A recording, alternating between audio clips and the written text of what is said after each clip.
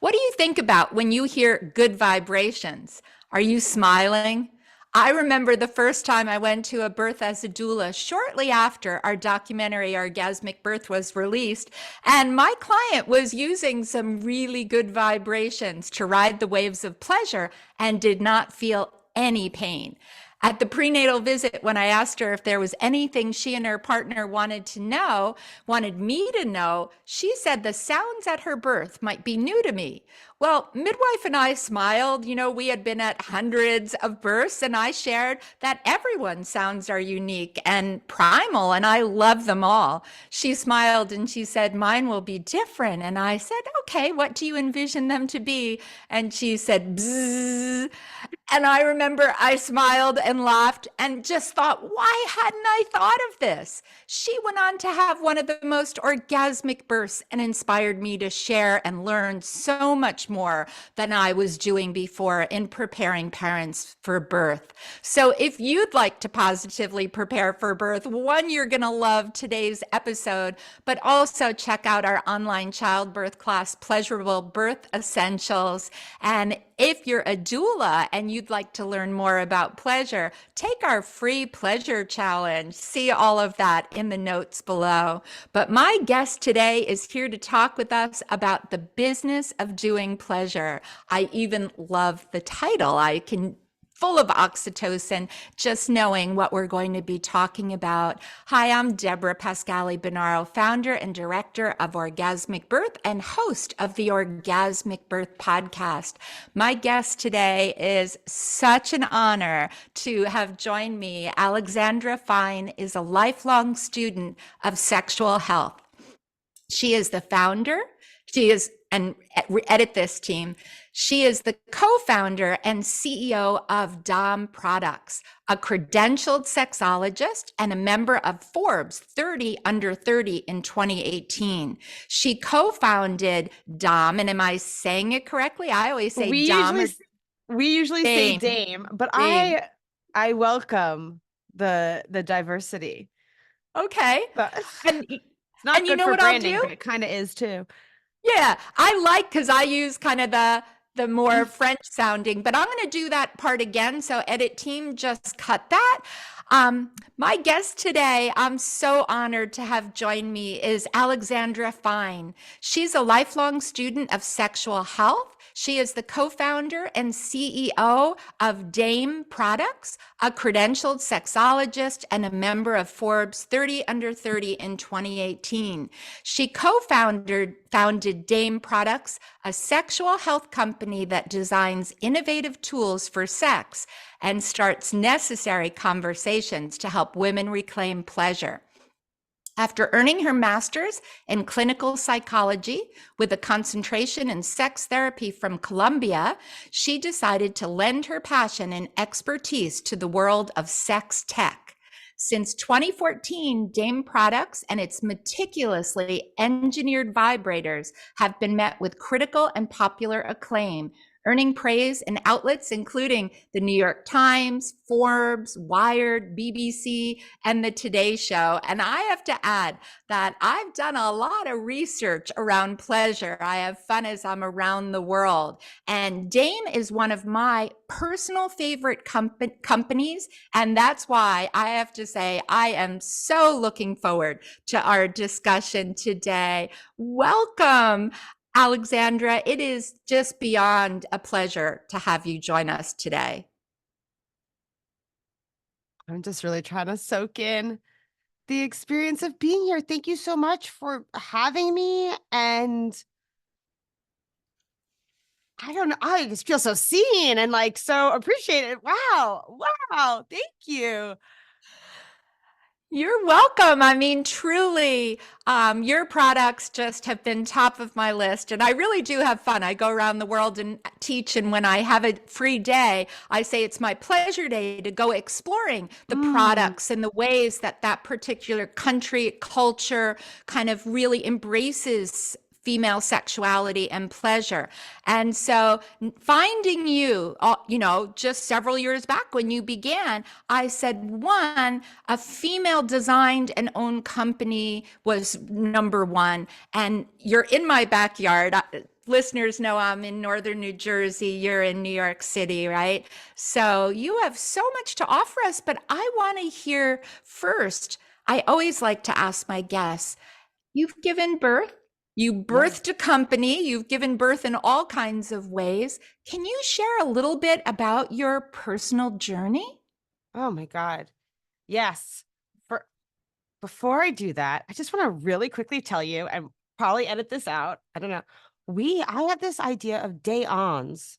So in our company, right, we have day offs. Like that's like when I encourage our team every now and then to have a day on where we work, but let pleasure guide you.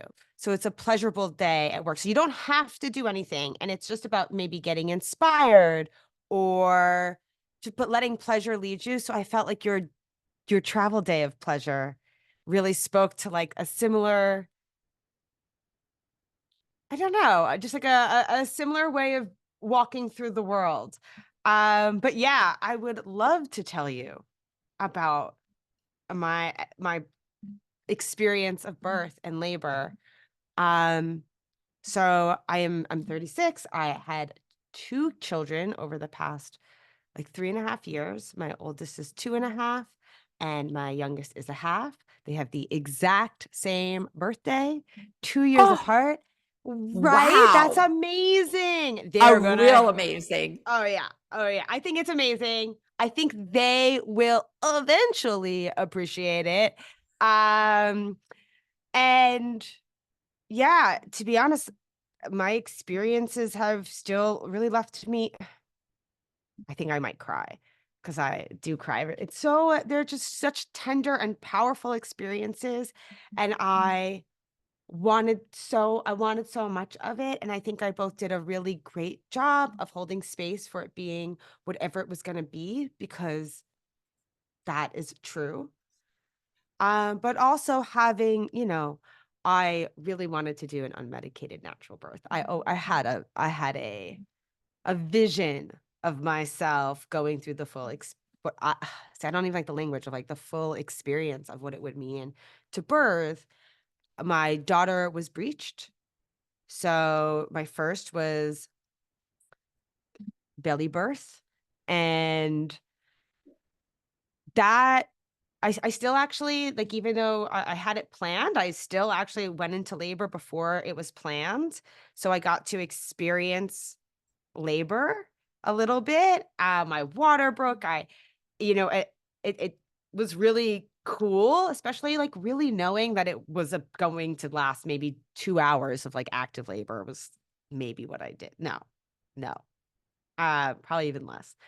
But I got to experience it, and it really, what was really scary, like, going into an operating room is really scary. It's so bright, and I was so afraid of not really being numb, because you can still feel pressure, but you can't feel pain. And I was really scared about my ability to, what felt like pressure, I just thought I would feel like pain. And I remember the nurse looked at me, and she was like, "They've cut into you and you would be screaming right now." And I took out this, it was the funniest, most relaxing thing anybody's ever said to me. I immediately calmed down. Um, and so that was my first. And then my second, I went into labor. My water really broke, like movie style, like on the ground, peeing through the hospital, not peeing, but like just leaking my way through and swaying, and I threw up from the pain in the car ride there, but then was like smiling and making fun jokes with the nurses when I got there, and then got put on my back and was just really struggled to get off my back, and just decided I wanted an epidural and got an epidural. Um, which honestly, like, it was a great experience, and it was a great experience. Like, I really, like, it was still really hard. I still did it. And I did have like a levity towards it because I wasn't in as much pain. Like I don't remember, like I bit my husband. I don't remember biting him. Like I was like trying really hard to stay like present with the suffering and the experience. And like I was somewhere else. Like I don't remember biting him for sure. And then a few hours after they moved me to the ward. And when they came around for the second time to like push to see if my uterus was contracting, a huge clot shot out of me and I started hemorrhaging and my midwife was gone and I had to go to the OR and they could not figure out where I was bleeding. And I had a tear on my cervix and that was it was a scary experience, you know? Yeah, I hear that. Um And how brave and strong you are. You know, we always say you never know what birth is going to ask of you. And when it's something different than you envision, you dug even deeper to bring your children. We always say earthside here with such strength and love. I can feel that love. Oh, they're the best. I love them, and I love that I got to go through the experience, and I've been working on like, to me, I'm so excited to chat with you and to learn more. Um, I don't know if I'll have another kid. I don't know if I'll get to try again. I and it's so it just brings up so much for me, and I know that my experience was the perfect experience for me, Yes. and I also still just find it so amazing that people do this unmedicated. I still think that that's badass and very, very cool and like feel inspired by it. And I'm trying to figure out how, maybe that's just not me and that's okay too. And there's other ways Yes. that I'm still a badass. And I'm just I'm nervous because I can tell I still have regret. I want to, like I struggle to even Yes. just admit it, like what if I didn't get that epidural? Like just could I have held on for longer? Could I have, I just And it's so good that you're processing here and being vulnerable so listeners can hear too, because I'm sure so many other people are in that same place. And, one thing I always say to parents in preparing for birth is you prepare your vision, but you only get 50%. That baby has 50%. And, you have little ones, like they don't always listen to us. They have their own minds and they don't listen in labor. Like you can tell them this is the birth I'd like, but look, your first one was breech, like decided, hey, I'm walking out of here. So they're going to determine a lot of the birth. And I think it's hard for us sometimes to realize that we're already, by being a parent, we're already sometimes giving up our desires for our baby's safety. And so I just want to say you are a badass in not mm, only birth, but so many other ways you're going to tell us and people will hear today. But also to really know that the other thing I say, and we've done several episodes about epidurals, epidurals are such a gift and no one should suffer in childbirth. And when pain becomes suffering, they are the gift that you need, right? And we never know again when birth pain will become suffering, whether physical pain, emotional pain. There are so many ways to experience it. But every birth is a unique gift of a journey to learn something deeper about yourself. And I encourage you to keep processing because there are just so many lessons in there for you, no matter what birth asks of you. And mm. I want to say you're amazing, Alexandra. Thank you for sharing. Oh, thanks for giving me that space to share. And I want to invite you that you birthed a company. Like sometimes people think of birth only as babies, but it's a lot of labor to get a Oof. company going, probably more than 9 months, right? Oh And yeah. and you're still raising it. So, can you tell us about like what inspired you to do Mm. that? So much inspired me. It's so funny because I went to college I did art, and then I ended up deciding to actually major in psychology.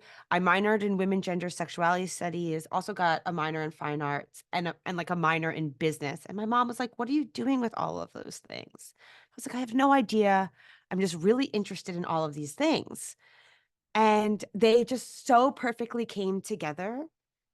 I'm in the labor of creating my business Dame. And I would say I think the real interest is around this idea. There was so much I learned growing up, I think, especially in like a female body around sex that just felt confusing and wrong, and like we were shrouding it in mystery for not my safety, for sure. In fact, at the detriment to my safety, and I was very confused as to why we weren't talking about it more.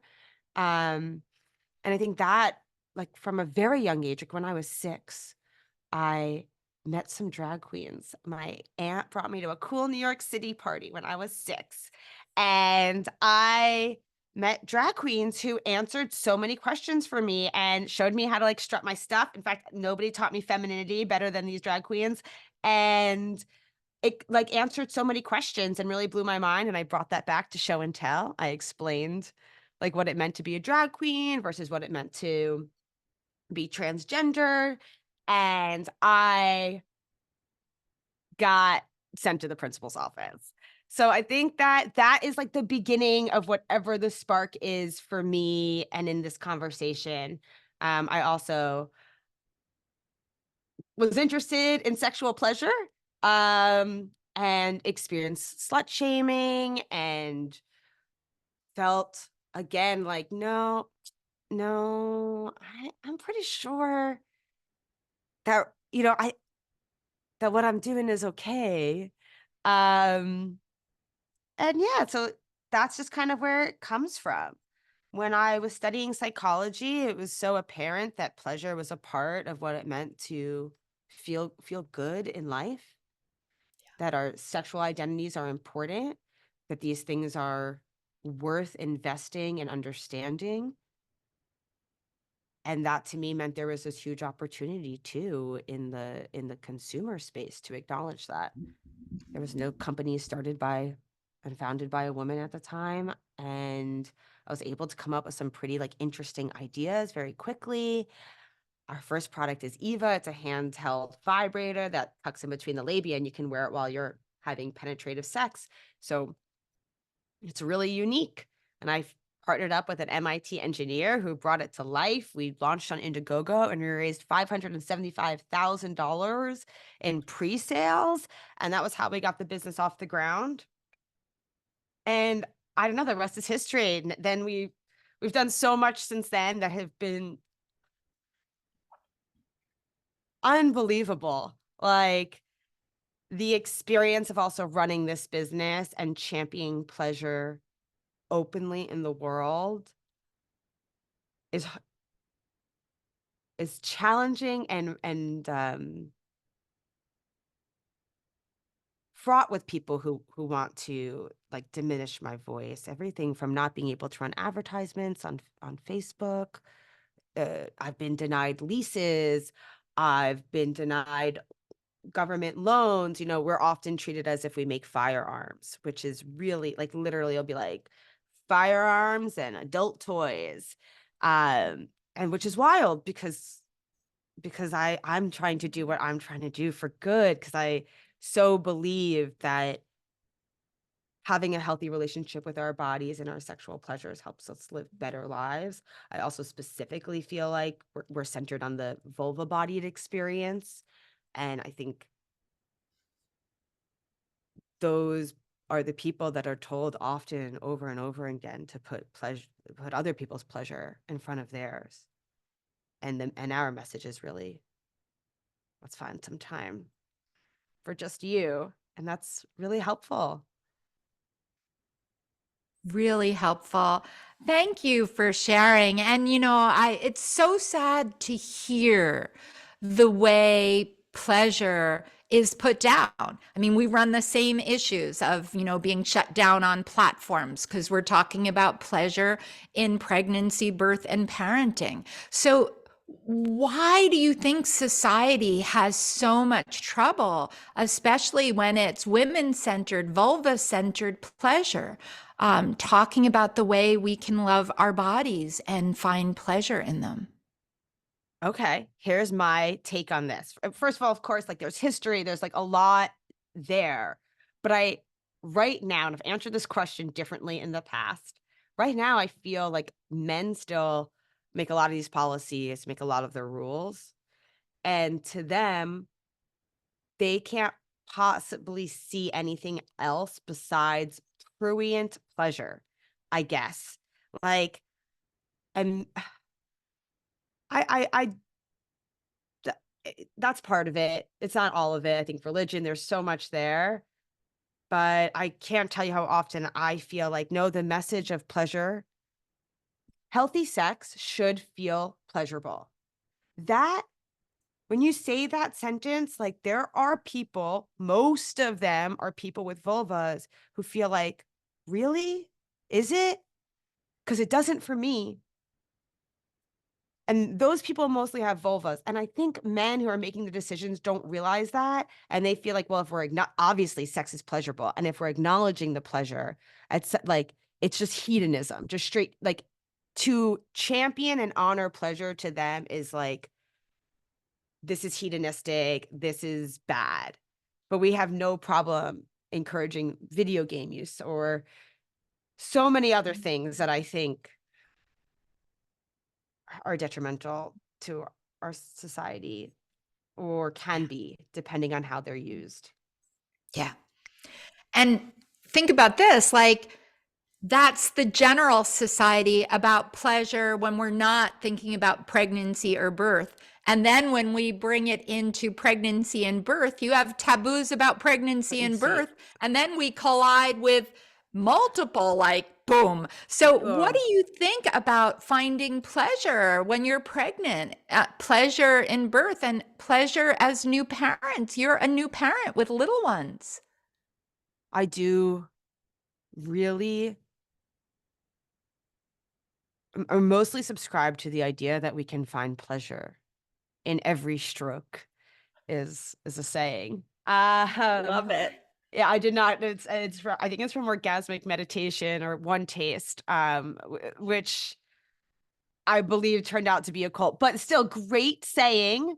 Um, and the idea that of finding real pleasure in the experience of labor feels really challenging to me. Like this is a place where that feels like really hard and um scary, but you said it towards parenting and it is the approach. Like I was so excited to bring my kid to the airport for the first time.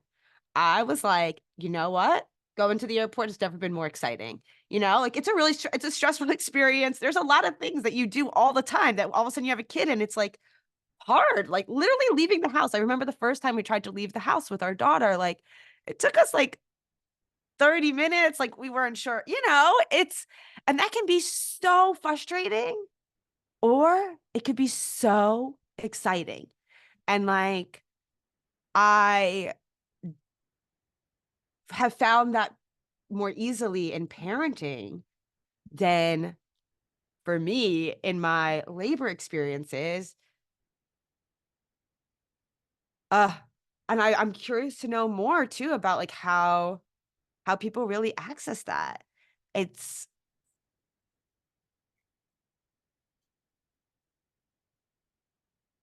Well, I would say your products play a big role in how they people access use. it.